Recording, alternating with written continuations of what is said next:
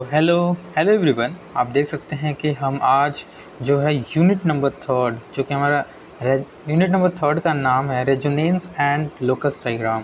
तो resonance is one of the important topic in our network and अभी हम आपको बता दें कि वन आफ्टर वन हम मतलब यूनिट नंबर फर्स्ट जो कि बेसिक था सर्किट, उसमें सबसे ज़्यादा क्वेश्चन थे, may be more than 60 question थे, उसको हमने पूरा अच्छे से कवर किया। सेकेंड यूनिट हमारा steady state analysis of AC transient था, उसको भी हमने कवर किया। अब वन आफ्टर वन यही कहता है ना, कंसिस्टेंसी रहे। अगर हम धीरे धीरे ही करें, आप जानते हो कि रोज़ हम 10 ही क्वेश्चन करते हैं, not more than that, not less than that. 10 he question करते हैं, लेकिन हाँ रोज़ किए हैं अभी तक जितने दिन से हमने बोला है। और आज कहीं ना कहीं हम तीसरे यूनिट पर पहुँच गए। तो आज हम स्टार्ट करते हैं थर्ड यूनिट, जिसका नाम है रेजोनेंस एंड लोकस डायग्राम, जिसमें कि हम क्वेश्चन नंबर 1 से 10 तक करेंगे। तो चलिए स्टार्ट करते हैं क्वेश्चन नंबर 1।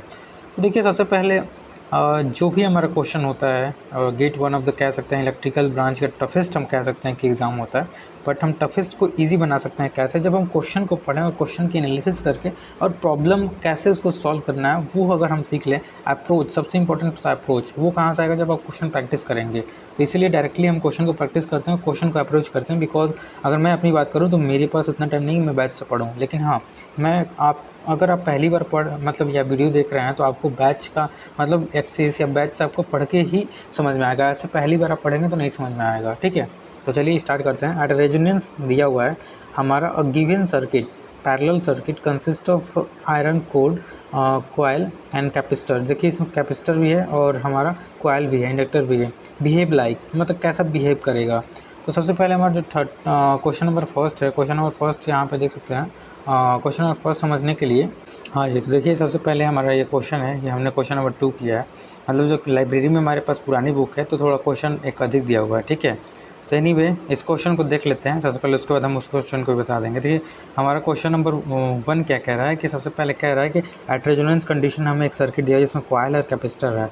तो पूछ रहा है कि कैसा बिहेव करेगा। तो सबसे पहले देखिए एट रेजोनेंस कंडीशन हम क्या करेंगे।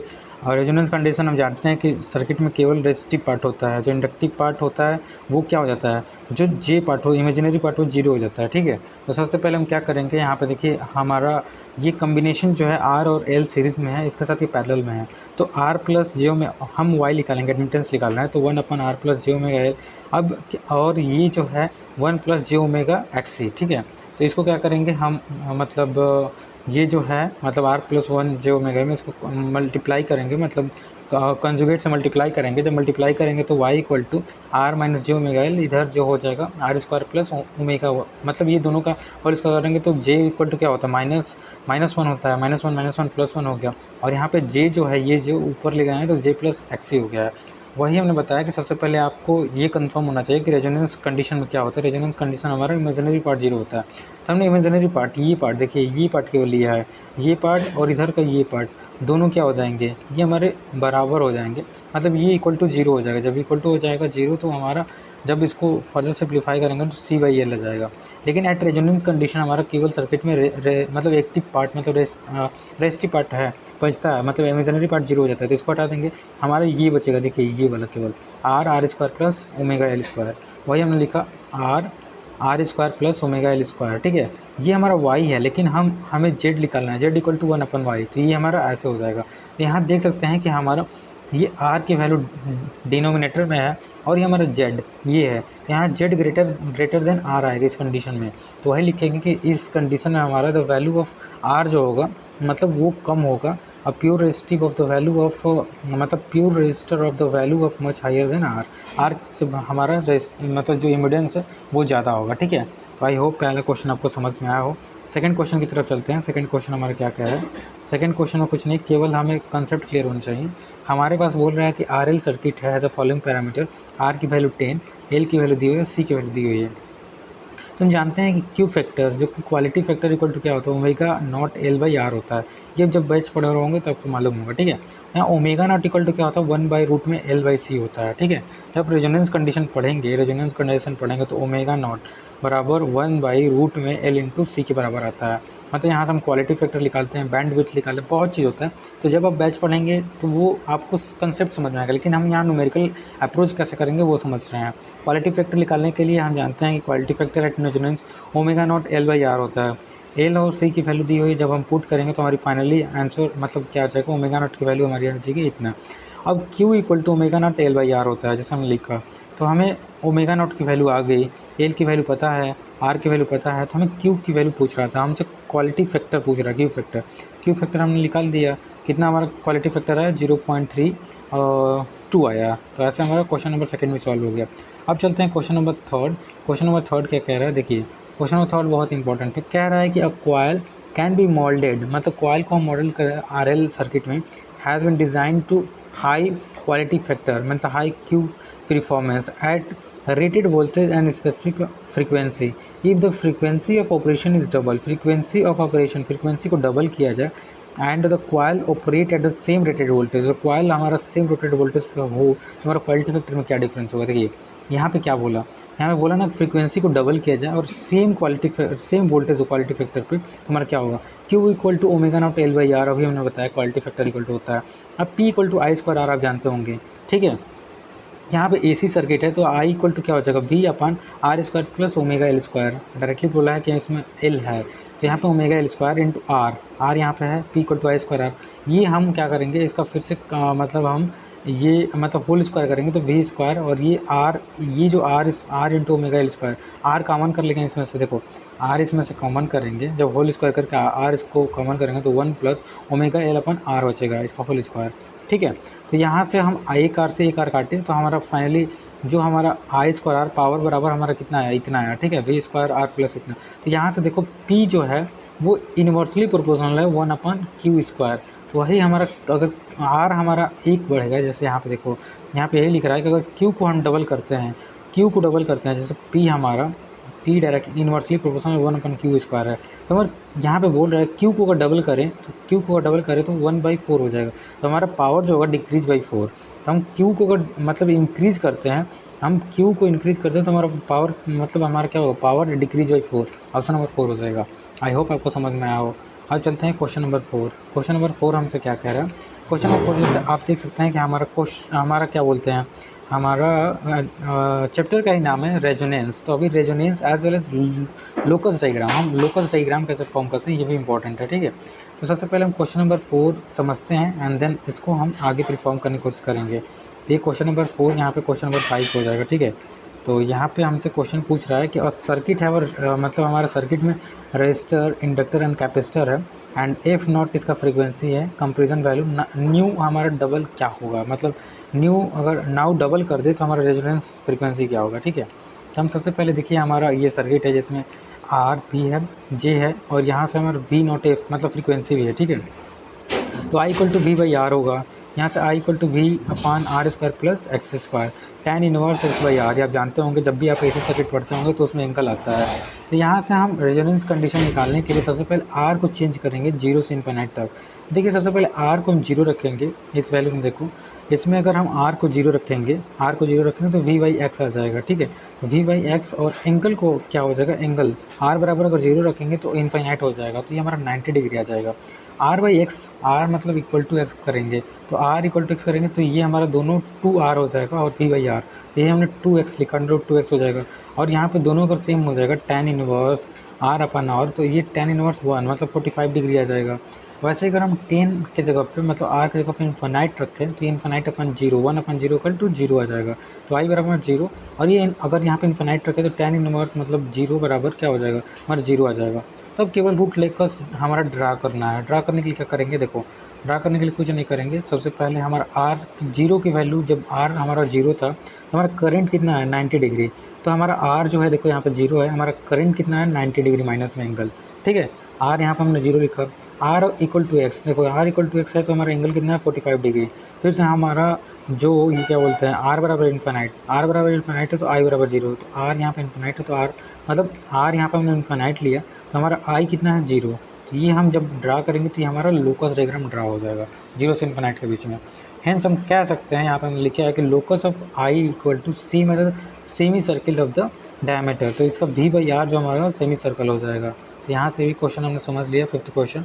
अब चलते हैं 6th नंबर क्वेश्चन, मतलब यही हमने बताया। 6th नंबर क्वेश्चन हमारा क्या कह रहा है कि मतलब हमारे पास क्या बोलते हैं, जस्ट वेट जी। तो ये 4 नंबर क्वेश्चन था, इसमें 5 हो गया, इसलिए थोड़ा दिक्कत हो गया। तो हमारा आंसर क्या हो जाएगा, semi circle with the diameter of V by X, हमने वी बाई एक्स डायमीटर निकाला। अब चलते हैं 5th number question. 5th number question क्या है, कह रहा है कि हमारे पास एक रजिस्टर है, इंडक्टर है, कैपेसिटर है, जिसका कि हमारा फ्रीक्वेंसी जो है एफ नॉट दिया हुआ है, फ्रीक्वेंसी एफ नॉट दिया हुआ है, ठीक है। और all the component value now doubled, अगर डबल कर दे तो हमारा रेजोनेंस फ्रीक्वेंसी क्या होगा। तो फ्रीक्वेंसी इक्वल टू 1 अभी आपने देखा कि हमने बताया आपको कि ओमेगा इक्वल टू क्या होता है, 1/रूट में एल सी होता है, एल इंटू सी। तो 2 पाई एफ हम ओमेगा को लिखेंगे, तो यहाँ से हमारा 2 पाई नीचे जाएगा, तो एफ इक्वल टू क्या हो जाएगा 1/2 pi under root L by C. All the value of double, जब सभी वैल्यू को हम डबल करेंगे, एल को भी डबल करेंगे, इसको भी डबल करेंगे, तो 2 हमारा बाहर आ जाएगा, तो हमारा एफ नॉट बाई 2 हमारा। अब जब सभी फ्रीक्वेंसी सभी चीज़ को मतलब डबल करेंगे तो एफ न्यू क्या आ जाएगा, एफ नॉट जो पुराना था उसका 2 हो जाएगा, तो एफ नॉट बाई 2 हमारा मतलब अब न्यू आ जाएगा जब सभी हम क्वांटिटी को डबल करेंगे, ठीक है। अब चलते हैं हम क्वेश्चन नंबर कौन सा है हमारा, क्वेश्चन नंबर इसमें 6 है और इसमें 7 हो जाएगा, ठीक है। क्वेश्चन नंबर 7 हमारा क्या कह रहा है, सबसे पहले देखिए हमारे पास एक फिक्स कैपेसिटर है जिसकी वैल्यू हमारी दी हुई है, कैपेसिटर की वैल्यू दी हुई है इतना, मतलब कैपेसिटर रिएक्टेंस, और बोल रहा है कि इसके पैरेलल में क्रॉस हमारा एक और इंडक्टर ऐड है जिसकी की वैल्यू हमारा इतना दिया हुआ है, इंडक्टिव रिएक्टेंस।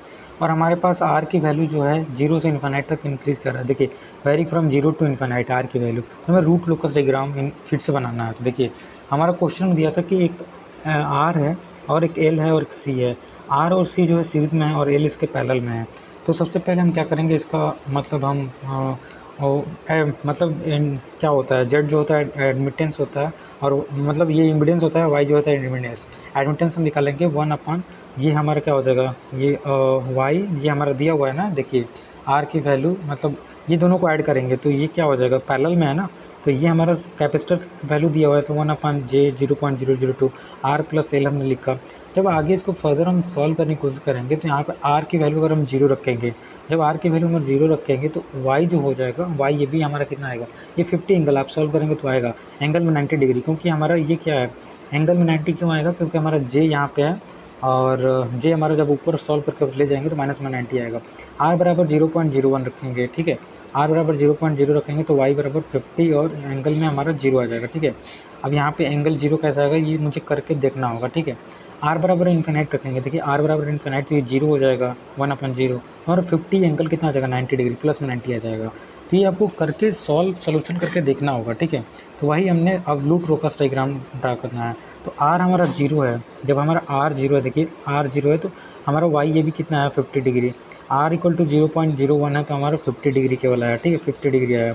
ये 0.0 आर हमारा 50 डिग्री है, आर बराबर अगर मतलब हमारा इन्फानाइट है तो 50 एंगल प्लस 90 आ रहा है, हमारा प्लस 90, देखिए आर हमारा प्लस 90 है, इधर से हमें चला माइनस 90, आर बराबर 0 पे, आर बराबर यहाँ पे इन्फानाइट हमने लिखा है, आर बराबर इन्फानाइट, आर बराबर इन्फानाइट पे हमारा 50 डिग्री आया, तो लूप लोकस डायग्राम बनाया और हमारा डायमीटर कितना मिल जाएगा, देखो इधर से 50 इधर से 50 तो 100 मिल जाएगा, ये हमारा डायमीटर 100। तो हमने लिखा कि सेमी सर्कल विद डायमीटर हमारा 100, ये हमारा सॉल्व करेंगे आपको तभी समझ में आएगा, क्योंकि अगर आपने बैच नहीं पढ़ा या आपने कहीं से पढ़ा नहीं, आइडिया नहीं है तो बिल्कुल समझ में नहीं आएगा, ठीक है।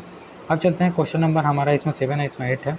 क्वेश्चन नंबर क्या कह रहा है, सबसे पहले क्वेश्चन समझते हैं। हमारा एक सीरीज RLC सर्किट है जिसमें हमारा वोल्टेज दिया हुआ है 10 वोल्ट, फ्रीक्वेंसी दिया हुआ है, बैंडविड्थ दिया हुआ है, और हमारा बोल रहा है कि देखिए यहाँ पे क्वेश्चन हम पढ़ते हैं कि हमारा वोल्टेज दिया हुआ है, साइनसोइडल हमारा वेरिएबल फ्रीक्वेंसी है जिसकी कि हमारा रेजोनेंस फ्रीक्वेंसी 100 हर्ट्ज़ है, एंड हमारा जो बैंडविड्थ है वो 3 डेसिबल मतलब 3 डेसिबल बैंडविड्थ ऑफ 5 हर्ट्ज़ है, ठीक है। तो यहाँ पे Q इक्वल टू आपको हमने बताया है कि रेजोनेंस फ्रीक्वेंसी अपन बैंडविड्थ के बराबर होता है, F not upon delta F के बराबर होगा। तो एफ हमारा फ्रीक्वेंसी रेजोनेंस फ्रीक्वेंसी 100 दिया हुआ है, और एफ मतलब यहाँ पे आप देख सकते हैं ये क्वेश्चन में हमारा 5 हर्ट्ज दिया हुआ है, बैंडविड्थ ऑफ 5 हर्ट्ज हम रखेंगे, तो हमारा Q हमारा मतलब Q हमारा क्वालिटी फैक्टर 20 आ गया। और रेजोनेंस कंडीशन सबसे इंपॉर्टेंट होता है, जब आप पढ़ेंगे तो रेजोनेंस कंडीशन पे हमारा VL equal to minus VC के बराबर आता है, लेकिन हम यहाँ पर मैग्नीट्यूड ले रहे हैं तो दोनों हमारा पॉजिटिव होगा। VL जो मतलब जो इंडक्टर वोल्टेज होता है वो कैपेसिटर वोल्टेज के बराबर आ जाता है, इसीलिए हमारा आपको बार बार हम कहते हैं कि एट रेजोनेंस कंडीशन पर हमारा क्या होता है, केवल रेजिस्टिव पार्ट होता है, रेजिस्टिव पार्ट हमारा होता है, और जो हमारा VL माइनस VC के बराबर हो जाएगा तो ये हमारे दोनों कट जाएंगे, इमेजिनरी पार्ट हमारा रेजोनेंस कंडीशन पे 0 होता है। तो ये हमें सबसे इंपॉर्टेंट चीज़ है रेजोनेंस कंडीशन में याद रखना होगा। तो हमसे वोल्टेज अक्रॉस इंडक्टर पूछा है, तो VL इक्वल टू क्या हो जाएगा वी एल इक्वल टू हमारा क्या हो जाएगा 20 हमने निकाला है क्यू, और एल की वैल्यू हमारी 10 दी हुई है। एल की वैल्यू देखो यहाँ पर 10 दी हुई है, मतलब एल वी की वैल्यू 10। वोल्टेज कितना हो जाएगा, वोल्टेज हमारा 200 वोल्ट हमारा आ जाएगा, ठीक है, रेजोनेंस कंडीशन पे हमारा इस सर्किट में। अब चलते हैं क्वेश्चन नंबर 8। क्वेश्चन नंबर 8 हमारा क्या कह रहा है, क्वेश्चन नंबर 8 सबसे पहले हम current in the circuit shown in the figure, तो हमारा करंट की वैल्यू फाइंड करनी है। सबसे पहले यहाँ पे 100 हमारा वोल्ट दिया हुआ है, 50 हर्ट्ज हमारा क्या बोलते हैं, ये रेजिस्टेंस की वैल्यू 20 हर्ट्ज दिया हुआ है। ये हमारा क्या बोलते हैं, मतलब इंडक्टर के अक्रॉस हमारा कैपेसिटर 200 वोल्ट दिया हुआ है, और ये हमारा कैपेसिटर के मतलब इंडक्टर कैपेसिटर के अक्रॉस हमारा वोल्टेज सेम है। तो यही हमने देखा कि यहाँ पे V L equal to minus V C given है। देखिए ये हमारा V L equal to minus V C, और ये कब होगा, हमने यही लिखा है कि वेरी सिंपल, ये हमने क्वेश्चन देख के ही समझ में आएगा कि V L equal to minus V C जब भी होगा तो हमारा ये क्या रेजोनेंस कंडीशन बनेगा।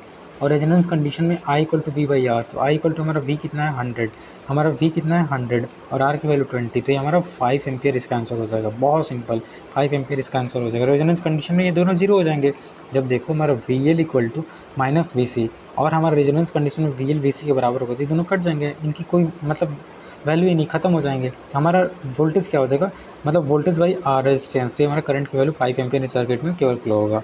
अब लास्ट क्वेश्चन हमारा 10 नंबर क्वेश्चन क्या कह रहा है, हमारा कोई सर्किट है जिसमें हमारा series R L C circuit है, ठीक है, series R L C circuit, हमारा series R L C circuit है, जैसे हमने लिखा we have a series R L C circuit, V L minus V C हमने बताया रेजोनेंस कंडीशन क्या होगा, तो इसलिए हमारा क्या होगा, ये हमारा जे क्यू वी सी के बराबर हो जाएगा, और ऑल्सो क्यू ग्रेटर देन 1। अगर क्यू हमारा ग्रेटर देन 1 है, इसमें बोल रहा है कि magnitude of voltage develop across the capacitor, तो मैग्नीट्यूड हमारा क्या होगा, वी सी जो होगा ग्रेटर देन वी एस के बराबर, मतलब हमारा रेजोनेंस कंडीशन में जो वी सी होगा, हम जो मैग्नीट्यूड ऑफ वोल्टेज हमारा मतलब कैपेसिटर के क्रॉस होगा वो सोर्स से हमारा ज़्यादा होगा, ठीक है। तो ये हमारा क्वेश्चन नंबर 9 हो गया। क्वेश्चन नंबर 10 जो है मतलब इसमें 11 हो जाएगा। तो क्वेश्चन नंबर 10 हमारा क्या कह रहा है, क्वेश्चन नंबर 10 हमारा मतलब ये सर्किट दिया हुआ है, ठीक है, इसमें देखिए ये हमारा क्वेश्चन नंबर 10 था, ये क्वेश्चन नंबर 10 है, ठीक है, वही हमने यहाँ पे बनाया है। यहाँ पे 20 हर्ट्ज हमारा कैपेसिटर सीरीज़ में है, आर एल है, यहाँ पे जेड एल की वैल्यू दी हुई है, और हमसे क्या पूछ रहा है, क्वेश्चन में क्या पूछ रहा है, जस्ट एक बार क्वेश्चन हम रीड कर लेते हैं। कैपेसिटर में बोला है कि सर्किट में हमारा what is the value of C की वैल्यू पूछ रहा है। सी की वैल्यू फाइंड आउट करने के लिए हम क्या करेंगे, देखिए हमारा हम जानते हैं कि हमारा क्या होता है, वो एडमिटेंस निकालेंगे, एडमिटेंस निकालने के लिए जे ओमेगा सी और प्लस ये हमारा जो एंगल हमारा मतलब वैल्यू दिया हुआ है, ठीक है, वैल्यू हमारा दिया हुआ है 1/30√40। देखिए यहाँ पे वैल्यू हमारा जेड एल की वैल्यू हमारा दिया हुआ है, वही हमने लिखा है, मतलब ये दोनों तो सीरीज़ में है ना, ये एडमिटेंस निकाल रहे हैं, तो 1/y इक्वल टू क्या हो जाएगा, 1/ ये जो वैल्यू है जेड एल हो जाएगा, ये वही हमने 1/ZL और जे ओमेगा सी होगा। इन दोनों को जब आगे फर्दर सॉल्व करेंगे तो हमारा मतलब ये क्या आ जाएगा, ये हमारा फर्दर सॉल्व करेंगे तो जे ओमेगा सी इसकी वैल्यू इतनी आ जाएगी, इसमें से इतना घटाएंगे और सॉल्व करेंगे तो इमेजिनरी पार्ट और रियल पार्ट में इसको मतलब डिफ्रेंशिएट करेंगे, और क्वालिटी मतलब यूनिटी पावर फैक्टर पे हमारा एसी सोर्स में क्या होता है, रेजोनेंस कंडीशन हमारा इमेजिनरी पार्ट 0 होता है, तो इमेजिनरी पार्ट हमारा कितना है, ये इसके बराबर हम 0 रख देंगे तो हमारे सी की वैल्यू आ जाएगी, वही हमसे पूछ रहा था। इस क्वेश्चन में हमने कोशिश अपनी तरह से किया कि आपको समझ में आ जाए। अगर क्वेश्चन समझ में आता है तो ठीक है, अगर नहीं समझ में आता तो कमेंट कीजिएगा, हम कोशिश करेंगे कि आपको और अच्छे से समझाएं। ठीक है, थैंक यू।